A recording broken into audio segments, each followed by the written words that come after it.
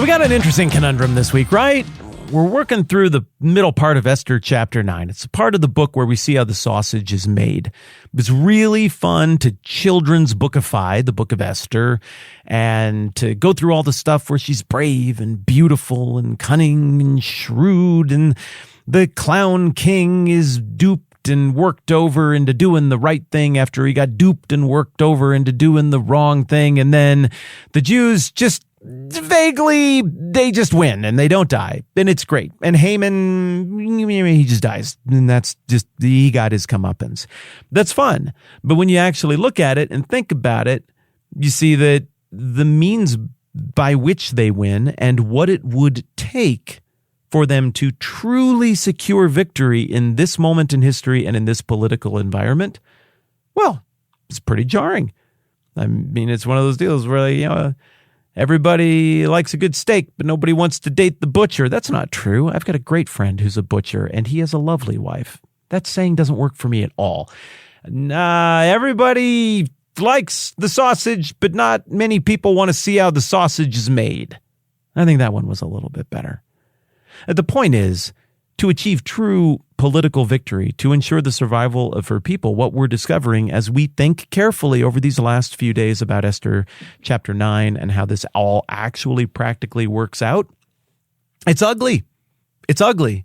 It was an ugly situation, and it got an ugly solution. And in an age of moral equivalency, where all things are just kind of equal and there isn't any sort of good or bad, it would make our compasses spin about this thing. In the moral age that we're reading about here in the 5th century BC, it's presented as unequivocally good. It's assumed that the audience would look at what we're reading about and say, well, yeah, I mean, how else are you going to win that?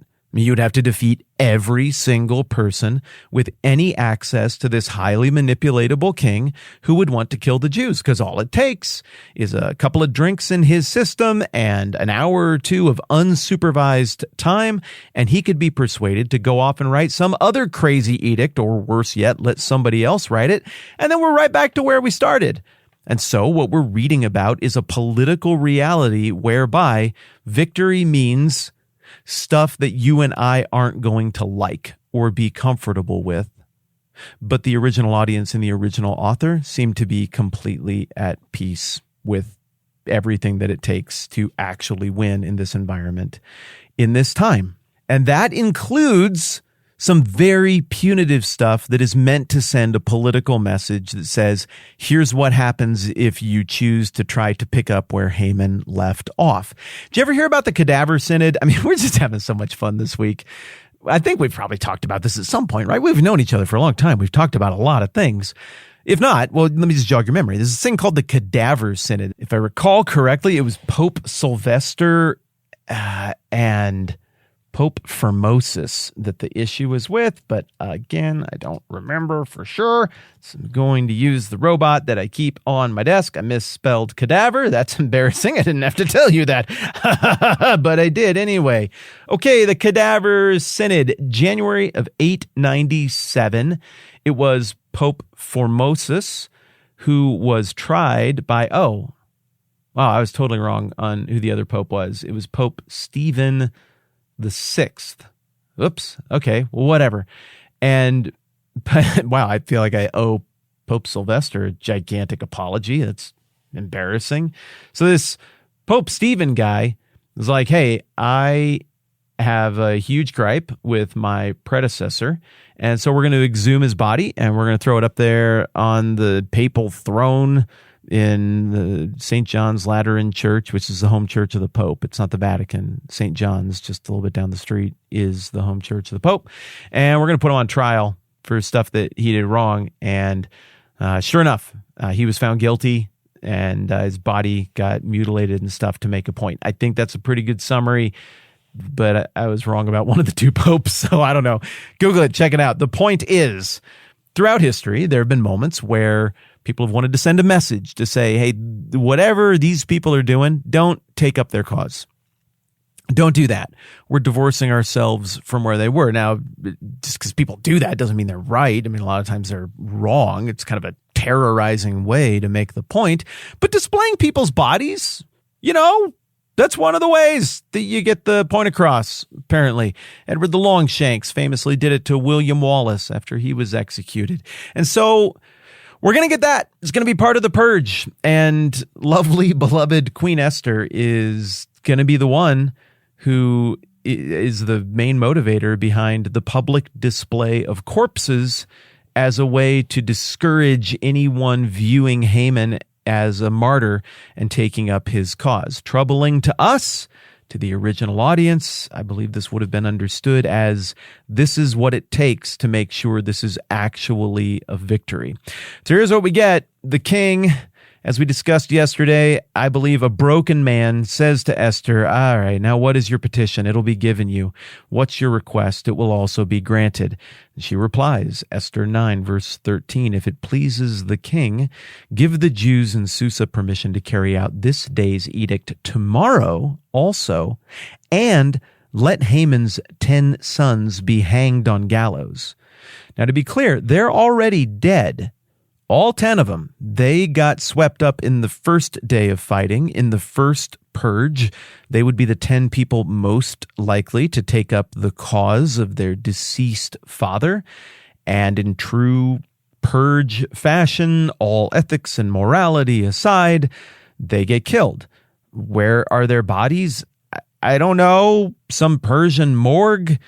I don't know what was going on here. I think we're still in the throes of chaos and violence in the city, but Esther, she wants to make this point. So verse 14, the king commanded that this be done. An edict was issued in Susa, and they hanged the 10 sons of Haman. Oh, that's another edict. It's passive voice. That's interesting. So I don't know who issued the edict. It's almost like at this point, the author of Esther is like, do I even need to clarify how these edicts happen anymore? Let's just use passive voice instead of saying the king wrote an edict or Mordecai wrote an edict in the name of the king.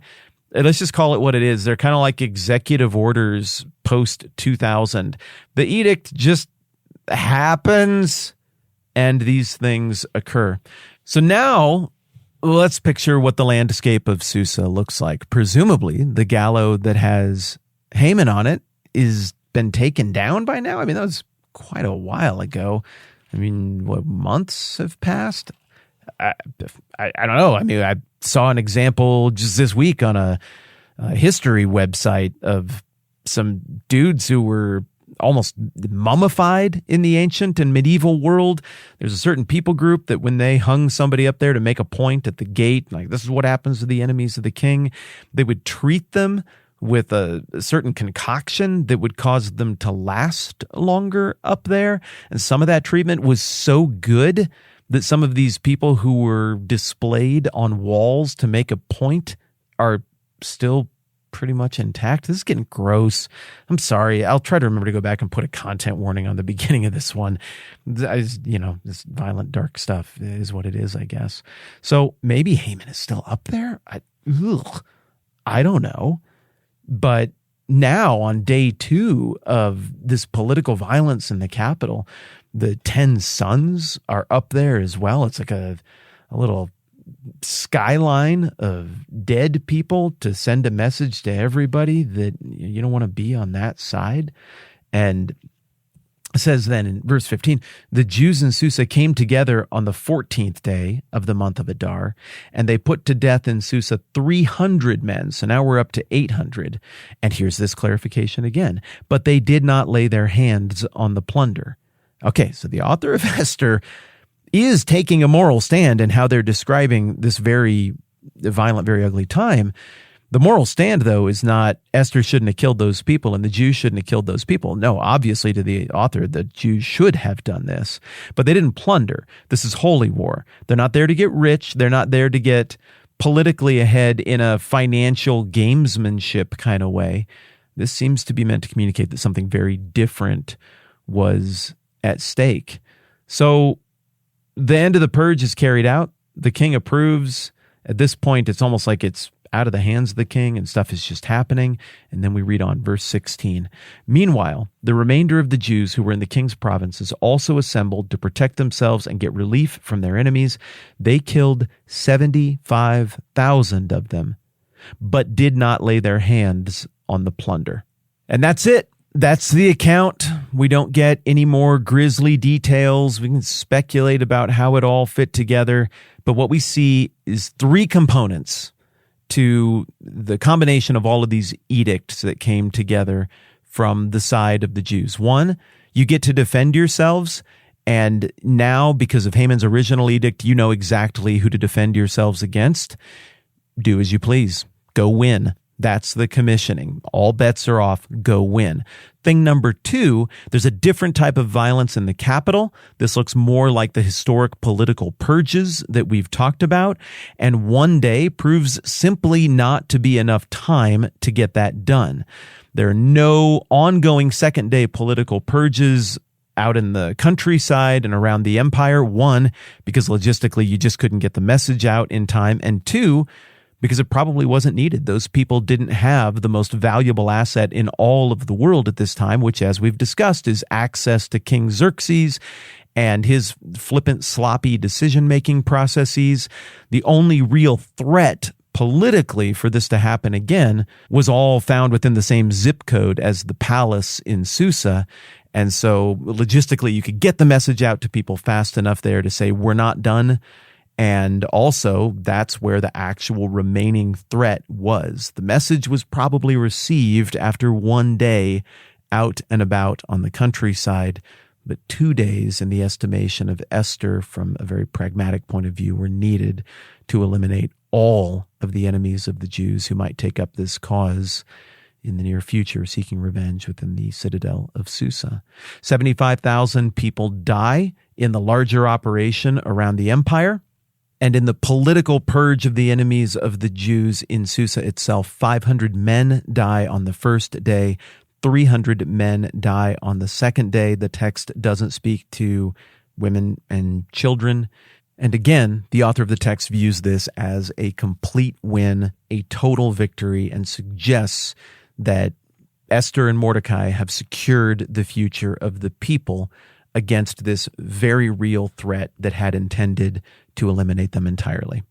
Next time around, we're going to find out why all of these details are recorded. We're going to learn a little something about why the author of the book is spelling all of this out and giving us these timelines instead of just saying the 13th day of the 12th month, the month of Adar, came and the edict was carried out and the Jews won, the end. There's actually a practical reason for all of this. And tomorrow, when we get into that, it's going to be so much lighter, and I'm ready for that. Okay, I'm Matt. This is a 10-Minute Bible Hour podcast. Let's do this again soon.